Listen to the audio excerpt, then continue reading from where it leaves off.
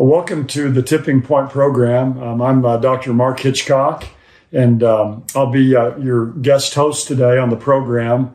I'm the pastor at Faith Bible Church in Edmond, Oklahoma.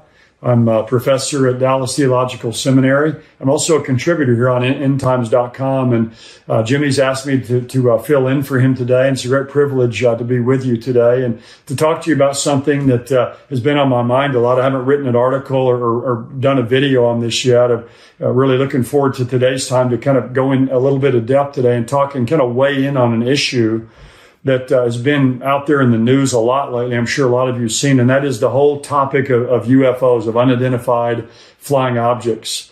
They're called, a lot of times they're called UAFs now, but still the old terminology is still just UFOs.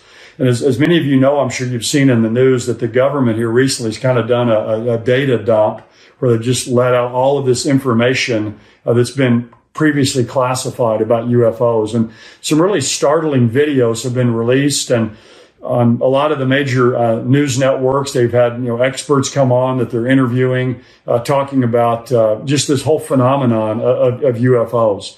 And the one thing I've noticed about all this is it's a lot of things happening that are unexplainable, and different people have kind of their different theories about all this, but no one really knows for sure. It's just kind of like almost like the beginning stages of people really trying to understand and discern what's happening. So I thought I will weigh in on this today. And what I want to do is I want to just talk a little bit about UFOs in general and tell you a story about kind of my interest in this and how I came to have a little bit more information about this. And I want to draw some conclusions at the end that I think will be helpful for you. So basically, my interest in UFOs started about 30 years ago. My wife, Cheryl, and I, we drive every year out to Ruidoso, New Mexico. Cheryl's parents for many years had a house there in an area called Alto, which is just north of Ruidoso. We still go out there every year now, but we'd go out there all the time back then and stay with her parents. And back in the day, when we'd drive out there, you'd go and you'd have to drive through the town of Roswell, New Mexico. Now, if you know anything about UFOs, you immediately know that's the UFO capital of the world. Now, when we go now, there's a road that takes you around Roswell, so we don't really go through the town. You kind of miss the traffic. But back then, you had to go right down through the middle of Roswell. And we started going out there in the early 90s. And for about 5 years, we would drive through Roswell, and you'd see, all kinds of souvenir shops and places with all kinds of memorabilia about UFOs. And there were a couple of large museums there as well. There's one called the UFO Enigma Museum and another one called the International UFO Museum. And going through Roswell and seeing those kind of just got me interested in the whole topic of UFOs. I was wondering, what's going on here in Roswell? Why are people so interested in this? So I got a few books that I read that helped me out a bit. And we stopped a couple times and would go in those museums. But one of the times we were there it was August of 1996. I decided I was going to go out and see the supposed crash site where this alien spacecraft supposedly crashed in 1947. And so in one of the museums there, they had a man you could contact, and you could go out there and set up a time with him to meet, and he'd take you out to this crash site because he's the man that owns this land. So kind of just to back up a little bit on a couple things, this crash allegedly took place in July of 1947. That's the kind of this hallmark date really for those who study UFOs. But that summer there was a great time of UFO activity. In basically June and July of 1947, there were hundreds of UFO reports. Now there'd been some from ancient times. People would report things that were strange, but there was a real cluster of them in June and July of 1947. Kenneth Arnold in Washington State was a pilot. And in the summer of 1947, in June, he saw several flying discs in the air. And he's the one that came up with the title of flying saucers. And really the mother of all of these sightings, though, is, again, this alleged crash outside of Roswell, New Mexico in early July of 1947. So in August of 1996, my wife and I were there. She was there with me, had our two boys, and I left them for several hours and met the man who owns the land there named Hub Korn. And so I drove about 20 miles north of Roswell and met Hub there along the highway. I left my car there and drove down into this place that's on his land. And he picked me up in his blue Ford pickup, and we drove back in there really slowly. He owns hundreds of thousands of acres there. He drives me back to this place, and I recognized it from the books I'd read about UFOs. There's kind of over in the distance, there's just a little raised area, an arroyo that's there where supposedly this spacecraft had landed, and there was had supposedly been this debris field there. And so he brought me out there to let me look around and see this. There was another couple that he'd brought out there as well earlier. They were still there. And so I was looking around, just talking to him, asking some various questions. And while we were there, a van pulled up. This van pulls up, and a whole group of people began to get out of this van, and they had a lot of video and recording equipment. And I thought this fascinating. What are these people doing out here? So I asked Cub Corn, I said, who are these people who are here? And he said, well, they're with a program called Strange Universe. And they kind of just look at, kind of strange phenomenon and do TV programs about those things. So they got out, and a man walked over there, and he was probably around in his 70s at that time, late 60s or in his 70s. And he had a Kansas State ball hat on. And we began to talk, and I asked him his name. He said his name was Frank Kaufman. And I said, well, Frank, what are you doing out here? And he said, well, I'm one of the original men who came out here to this crash site in July of 1947. We were the first few people here to this crash site. And so immediately my interest was piqued. And he said, Strange Universe contacted him to be on this program and to come out there and be with them. And he said, for a lot of years, he really hadn't talked about what happened. The government had kind of sworn him to secrecy, but he said, I'm a grandfather now, and, a lot of times gone by. So he says, I'm telling people now what I saw when I came here. So I asked him, I said, well, do you mind telling me what you saw when you came out here? And I actually wrote down years ago what he said. And so I want to just read to you what I wrote down after I got finished with my conversation with him. I said, Mr. Kaufman shared his eyewitness account of the crash site as he saw it in July 1947. He pointed out where he saw the vessel resting and described it. It was unlike anything he'd ever seen before. I listened intently as he said that it contained no fuel, but had pods underneath which experts believe somehow extracted power from the atmosphere. However, the most interesting information he shared concerned the aliens that he observed. He told me that one humanoid-looking being about 4 feet tall was lying on the ground not far from the ship. He pointed out the place where he saw this being. He took me over and showed me. And then he said another being was halfway out of the hole in the side of the vessel, and 3 other beings were inside what he called this spacecraft. And he said all of the beings were still and lifeless. He talked further about the disposal of the bodies and the cleanup of this debris field that it was left behind. And he spoke very matter-of-factly to me about the entire incident. And so we talked in detail about this, and I said, well, could this have been a weather balloon? Because initially, when the reports came out, it came out that this was an alien spacecraft. But about a day or two later, in all the papers in that area, it began to say, no, this was just a weather balloon. And he told me, he said, there's no way it's a weather balloon. And I said, did it look like a helicopter? Did it look like an airplane? He said it didn't look like anything that he had ever witnessed before. And it's interesting standing there talking to somebody like this because, again, this is a man who's a grandfather. Again, he's wearing a baseball cap that has the Kansas State mascot on there. He's not being paid any money to talk about this, and yet he's telling me what he saw. And again, the thing that was the most fascinating to me, I think, is these humanoid figures or humanoid beings that he saw lying there, and so. That caused my mind to start really whirling and stirring. And I was a skeptic. I admit I was a doubter about all this when I went out there that day. I'd read some books about it, but I thought, a lot of people are probably just kind of making these things up or just kind of stretching and exaggerating the truth. Well, that was really, again, the mother of all of these UFO events. And every year in Roswell, there's a big UFO festival. And back in 2021 was the largest one they've ever had. And that was even when COVID was still around. So this is something that people are extremely interested in, obviously, today. So, one of the questions that comes up then about all of this when someone thinks about this or starts to think it through is, what are these UFOs? And that's what people are trying to answer today. Really, all kinds of experts out there is that they're seeing all these images that have been released by the government that they've never seen before. The research I've done tells me that about 95% of what people claim to see is explainable. It's naturally occurring events. It can be, lights in the sky, or again, weather balloons or satellites or all kinds of things. So most of it has some kind of a natural explanation. But there's about 5% of what is happening that is not explainable naturally. They defy the laws of physics.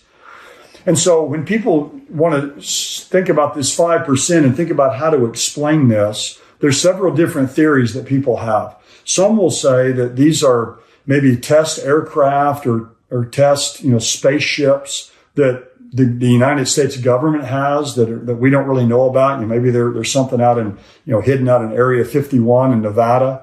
Maybe it's, some kind of aircraft or spacecrafts that China has, or that Russia has, or that some other nations have that's, some kind of really advanced technology. But again, if you watch any of these videos, you'll see some object, that's going along at, an unbelievable speed and just makes a right turn. And so they defy the law of physics. And you'd think if Russia or China or some enemy of the United States had this unbelievable kind of advanced technology, they'd probably use it to take over the world. So it doesn't seem likely to me that this is some human technology that's been invented. Others will say, many people say, well, these are aliens. They're beings from, somewhere, from some further galaxy than we live in, that are traveling here and that are investigating us or gaining information or want to have contact with us. So there's all kinds of theories. And of course, there's all kinds of movies, about that, the War of the Worlds and, Independence Day and E.T. And there's this incredible, spate of movies about this because people are fascinated with this topic. Now, people often ask, well, is it possible that there are beings who live on other planets somewhere? I guess from our study of the Bible, we'd have to say it's possible, but I don't think it's likely. The Bible gives us no indication that there's any created intelligent life other than angels and human beings here on the earth. And a lot of people that believe in, aliens that are coming from other planets, they also believe in evolution. You'll say, well, life evolved here. So, why wouldn't we want to believe that life has evolved, somewhere else on other planets? But again, we don't believe in evolution. We believe that God created the heavens and the earth, and that God created the earth, and he created the earth in a unique position. And on the earth, he created mankind, who's the pinnacle of God's creation that he made in his image. And it seems to me that if God has created beings on other planets somewhere, that would go against what the Bible tells us about man being the pinnacle of God's creation, made in the image of God. And it's very complicated theologically, because you think if there are beings in other places and they've sinned, then what kind of provision has been made for their sin? So to me, it's a real complicated issue to talk about, beings that live in other places.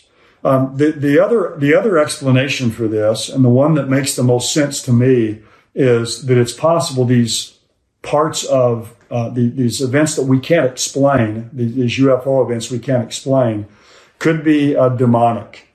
They could be demonic events that are taking place. Now, I can't prove that from the Bible, but we do know that, again, the only created intelligent life we know of from Scripture are human beings and angels. And again, if these aren't being made by humans, these UFOs, they're not from aliens. The only other possible created life that's intelligent are angels. And there's two kinds of angels, according to the Bible. There's good angels and bad angels. There's fallen angels and unfallen angels. They're called elect angels and evil angels. And we know that good angels wouldn't be carrying out the kind of activities that we see in UFOs to try to confuse people, or to cause this kind of sensation, or to cause people to think there's beings that live on other planets. So that kind of leaves me with the conclusion that it's possible, very possible, I think likely, that some of what's happening, again, a lot of this activity that we can't explain, is being carried out by demonic spirits. Now, that raises a lot of questions whenever I say that, but That's what I'm brought to, really, my own conclusion, because when you see this happening, it causes a lot of distress in people when they see, events taking place that they can't explain. Craft going at this aircraft or these spacecraft going at these incredible speeds, and then, making these 45-degree angle turns. It causes people distress. It causes deception, and it causes distraction in people's minds. So I don't think this is something that good angels, that unfallen angels would be doing. So my theory is that these are fallen angels taking some kind of material form. Now, that's a whole nother question. People will say, well, how could these demonic beings take this kind of material form? Well, we know throughout the Bible that angels often take material form. There's two angels that come and appear to Lot, in Sodom and Gomorrah. Angels appear to people throughout the Old Testament. In fact, sometimes when they appear, they look like human beings. Because over in the book of Hebrews, it says that, some people have entertained angels without knowing it or unaware. So they can take on some kind of form, even a human or a humanoid type form. Clearly from the Old Testament tells us that. So they can materialize, and you say, well, can they create, these kind of craft that they fly around in or move about in? I don't see why it's impossible for them to do something like that. So my understanding is these would be these demonic spirits to deceive people, to distract, to make people believe in alien life on other planets, to maybe confirm their belief in evolution. There's a lot of reasons why I think demons would be involved in this kind of activity. But a couple of things I wanted to mention about this I think are interesting.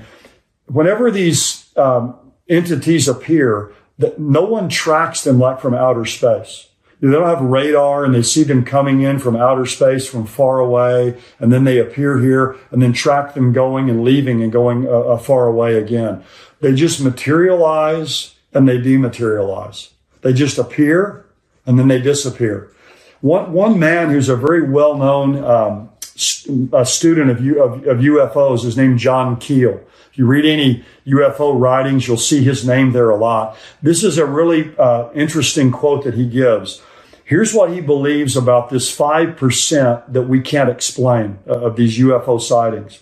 He says they're not extraterrestrial beings or spacecraft, but they're ultra-terrestrial, interdimensional beings. Now, that's a lot said there. They're not extraterrestrial. They're not spacecraft. They're ultra-terrestrial. They're interdimensional beings. In other words, they're beings that can move from one dimension to another dimension. Or again, they're what we could call ultra-terrestrials. They exist in some parallel dimension, and they can just appear in our dimension and disappear. Again, that's how angels are often pictured in Scripture. Good angels when they appear. And we would assume that evil angels can do the same thing. In fact, I don't have time to get into this today. I'm sure Jimmy's talked about this before on endtimes.com, but the whole situation back in Genesis chapter 6.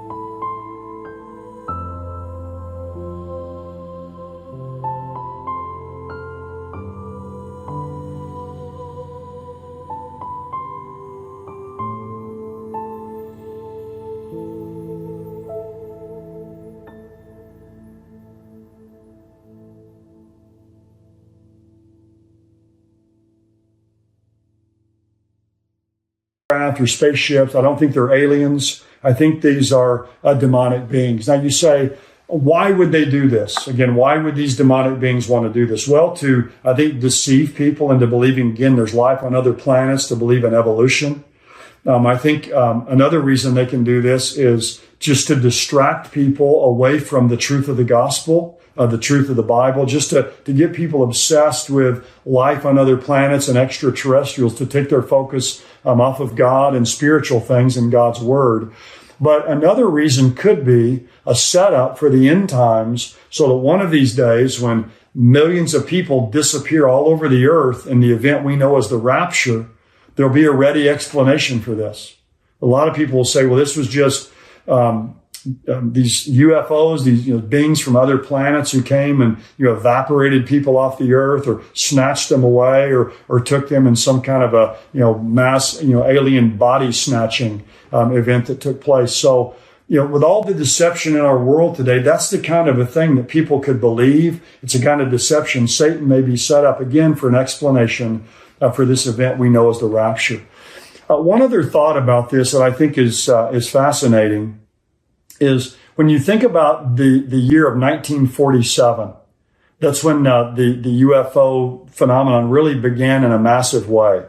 Again, you had hundreds of UFO reports in June and July of 1947. And really, a lot of this didn't really become disseminated broadly till 1948. But think about the convergence of events back in 1947 and 48. It's almost like things went into hyperdrive really in those 2 years. So you have this whole UFO phenomenon that really takes off with Kenneth Arnold's sighting of the flying saucers and the event in Roswell. Also in 1947, the Dead Sea Scrolls were discovered. Another thing that happens during that period of time is basically the space age began as liquid hydrogen was developed that allowed spacecraft to ultimately come into place. Kind of the nuclear age really began during that time. You also have, of course, on May the 14th of 1948, the rebirth of the modern state of Israel, which is really the super sign of the end times. Almost all the other prophecies of the end times hinge one way or another on Israel existing. And you also have the beginnings of the European common market in the years after World War II, which I think is an event that really began kind of in an embryonic form, the reuniting or reviving of the Roman Empire that I think is predicted in Daniel chapter 2 and Daniel chapter 7. So you have all this cluster convergence of events, 1947 and 1948. UFOs, Israel becoming a nation, the nuclear age, the space age, the discovery of the Dead Sea Scrolls, which are very important for biblical study, and also the beginning of the European common market. So all those things happening in this short period of time, I think, again, we're kind of put the events of the end times on a fast track. And from that point in time, things have taken off. And with Israel in place, the lights are kind of lighting up along the runway, if you will, preparing the way for the coming of Jesus Christ. So I don't think this UFO phenomenon that began back in the late 40s is accidental, and it's kind of its confluence with all these other events that are taking place. I think it's causing a lot of deception and distraction in our days, and ultimately can even be used by people someday to come up with some explanation for what takes place at the rapture. Well, thank you for listening. I appreciate you taking time to watch this teaching. If you're a subscriber, please